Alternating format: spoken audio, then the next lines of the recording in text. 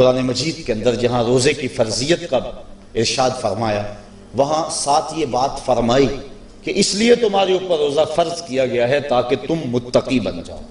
یہ مقصد روزہ ہے، اللہ یہ چاہتا ہے، ورنہ اس کو کیا ضرورت ہے کہ بندے کو بھوکا اور پیاسا رکھے؟ وہ تو چاہتا ہے کہ یہ برائیوں سے باز آ جائے۔ بلکہ بخاری شریف کی حدیث ہے، حضور علیہ السلام نے ارشاد فرمایا، من لم یدع قول الزور والعمل بہ فلیس للہ حاجۃ فی ان یدع طعامہ وشرابہ۔ جو شخص جھوٹ اور جھوٹے کام نہیں چھوڑتا، اللہ کو اس کے بھوکا اور پیاسا رہنے کی کوئی ضرورت نہیں ہے۔ اللہ نہیں چاہتا کہ وہ بھوک اور پیاس کی مشقت گوارا کرے، اس کا تو مقصود یہ ہے کہ اس کے دل کے اندر اس کی خشیت پیدا ہو جائے۔ اسی لیے اس نے روزہ ہمارے اوپر فرض کیا ہے، ورنہ وہ کیسے چاہتا ہے کہ میرا بندہ بھوکا رہے؟ ایک ماں نہیں چاہتی کہ میرا بیٹا بھوکا رہے، اور جو 70 ماؤں سے زیادہ پیار کرتا ہے اس نے کیسے چاہ لیا کہ میرا بندہ بھوکا رہے؟ ماں کے پیار کو دنیا کے کسی ترازو پہ نہیں تولا جا سکتا۔ اور جو مالک ہے، ماں کو اتنا پیار بیٹے سے کس لیے ہے؟ اس لیے کہ اس نے بیٹے کو جنم دیا۔ جس نے جنم دیا اس کو اتنا پیار ہے، تو جس نے تخلیق کیا اس کو کتنا پیار ہوگا؟ تو ماں نہیں چاہتی میرا بیٹا بھوکا رہے، تو مالک نے کیسے چاہ لیا؟ چلو آؤ پھر ماں کی گود میں آ جائے۔ ماں بیٹے کی آنکھ میں ایک آنسو بھی گوارا نہیں کرتی تھی۔ بیٹا ہو گیا بیمار، ماں لے گی ڈاکٹر کے پاس، اس نے جو دوا تجویز کی وہ کڑوی تھی، ماں نے زبردستی لٹا لیا، بیٹا پیتا نہیں، ماں نے منہ کھولا اور کڑوے سیرپ کے قطرے اس کے حلق میں ٹپکا رہی ہے۔ بچہ چیختا ہے، لیکن جوں وہ سیرپ کے قطرے حلق سے نیچے اترتے چلے جاتے ہیں، ماں کو قرار آتا جاتا ہے، اس کو طمانینت ملتی جاتی ہے۔ ماں کیا صفاق ہو گئی؟ نہیں۔ اس کا پیار چھن گیا؟ نہیں۔ اس کی ممتا رخصت ہو گئی؟ نہیں۔ وہ تو بیٹے کی آنکھ میں ایک آنسو بھی گوارا نہیں کرتی تھی، اور اب تڑپتا ہوا بیٹا، لیکن ماں کے چہرے پہ طمانینت کا نور ہے۔ اصل بات یہ ہے کہ ماں جانتی ہے، بیٹا نہیں جانتا۔ ماں جانتی ہے چند لمحوں کی تکلیف ہے، نتیجہ شفا کی صورت میں برآمد ہوگا۔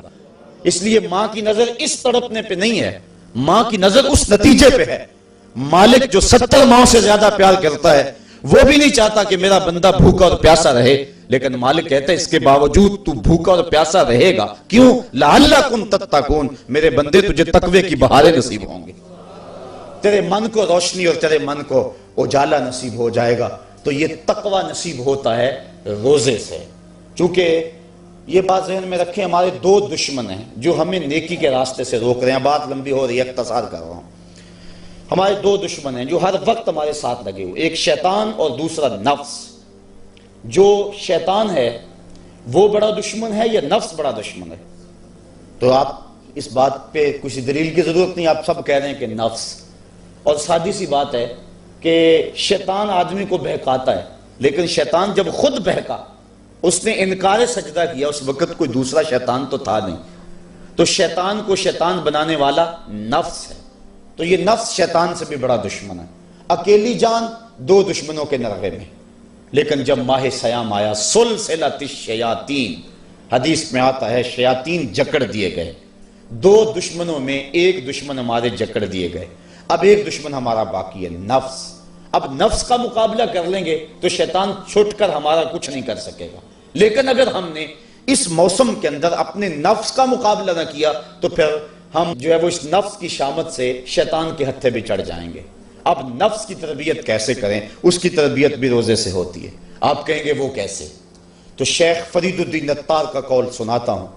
شیخ فرید الدین عطار کون شخص ہے؟ کسی معمولی شخص کا نام شیخ فرید الدین عطار نہیں ہے۔ علامہ اقبال کے روحانی پیشوا، جن کو وہ مرشد رومی کہتے ہیں اور اپنے آپ کو مرید ہندی کہتے ہیں۔ اور یہ بات ذہن میں رکھیں کہ اقبال نے رومی کو ویسے پیر نہیں مان لیا، بڑا چن کے پیر تلاش کیا اقبال نے، بلکہ جب پیر 2 ہوں اور دونوں ہی بڑے قابل ہوں اور مرید کے لیے مصیبت بن جائے کہ ادھر جاؤں کدھر جاؤں، امتحان تو اس وقت ہوتا ہے۔ اب اقبال کے لیے جو ہے وہ 2 چیزیں تھیں، ایک راضی اور ایک رومی۔ اقبال کہتا تھا میں رومی کو پیر مانوں یا راضی کو پیر مانوں، چونکہ راضی استدلال کا شہنشاہ ہے اور اقبال فلسفے کا امام ہے۔ فلسفی کا مزاج یہی چاہتا ہے کہ جو استدلال کا بادشاہ ہو اس کو اپنا شیخ مانا جائے، لیکن جو رومی ہے وہ دل کا شہنشاہ ہے۔ اقبال شاعر ہے اور اقبال کا مزاج تھا کہ جو میرے دل کا بھی امام ہو وہی میرا شیخ ہو اور وہی میری رہبری کرے۔ تو اقبال جو ہے وہ الجھا رہا اس معاملے میں، کیا کروں؟ وہ خود کہتا ہے اسی کشمکش میں گزری میری زندگی کی راتیں، کبھی سوز و ساز رومی، کبھی پیچ و تاب رازی۔ کبھی رومی کا سوز و ساز مجھے پسند آتا تھا، کبھی رازی کا جو ہے وہ مجھے پیچ و تاب پسند آتا تھا۔ پھر اقبال نے زندگی کی کئی بہاریں مرشد کے انتخاب کے اندر گزار دیں کہ میں رومی کے ہاتھ پہ بیعت کروں یا رازی کے ہاتھ پہ بیعت کروں۔ پھر ایک وقت آیا کہ اقبال نے خود کہا نئے مہرہ باقی ہے نئے مہرہ بازی، جیتا ہے رومی ہارا ہے رازی۔ وہ کہتا ہے رومی جیت گیا اور رازی ہار گیا۔ پھر اس نے رومی کو اپنا شیخ اور مقتدا مانا۔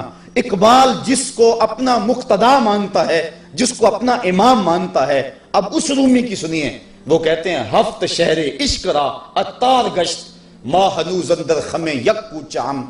عشق کے 7 شہر حضرت شیخ فرید الدین اتار گھوم چکے ہیں، ہم پہلے شہر کی پہلی گلی کے کونے پہ کھڑے ہیں۔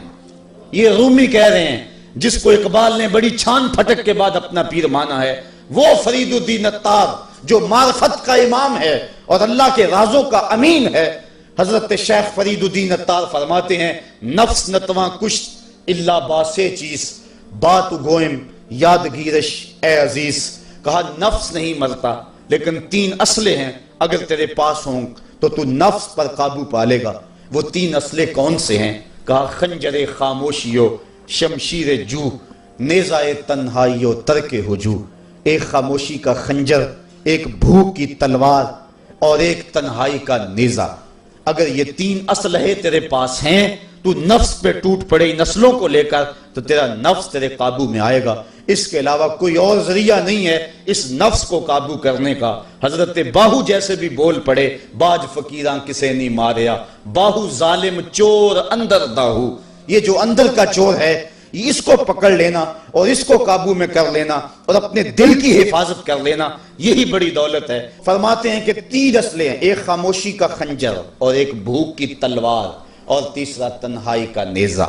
کہ ان 3 اسلحوں سے اگر تم قابو پانا چاہو تو پا سکتے ہو، اس کے علاوہ کوئی اور اسلحہ نہیں ہے جو تمہارے نفس کو تمہارے قابو میں لے آئے۔ تو پھر بھوک کی تلوار ایسا اسلحہ ہے جو نفس کا سر کاٹ دیتی ہے۔ اور میرے اور آپ کے آقا و مولا قلب و دل و نگاہ کے مرشد اولین حضور نبی رحمت صلی اللہ علیہ وسلم نے فرمایا یا معاشر الشباب من یستطع منکم الباء فلیتزوج فإنہ اغض للبصر واحسن للفرج فمن لم یستطع فعلیہ بالصوم فإنہ لہ وجاء۔ اے جوانوں کے گروہ، تم میں سے اگر کوئی شخص نکاح کی طاقت رکھتا ہے تو وہ نکاح کر لے، یہ نظر اور شرمگاہ کا محافظ ہے۔ اور اگر تم میں سے کوئی نکاح کرنے کی فی الحال طاقت نہیں رکھتا تو وہ روزے رکھے، روزے شہوات کو توڑتے ہیں۔ تو نفس کی تہذیب بھوک سے ہوتی ہے، اور بھوک ایک ایسا اسلحہ ہے کہ جس سے ہم اپنے نفس کو قابو میں لا سکتے ہیں۔ حضرت نظام الدین اولیاء علیہ رحمہ جو تصوف کے سرخیل اور امام ہیں، آپ فرماتے ہیں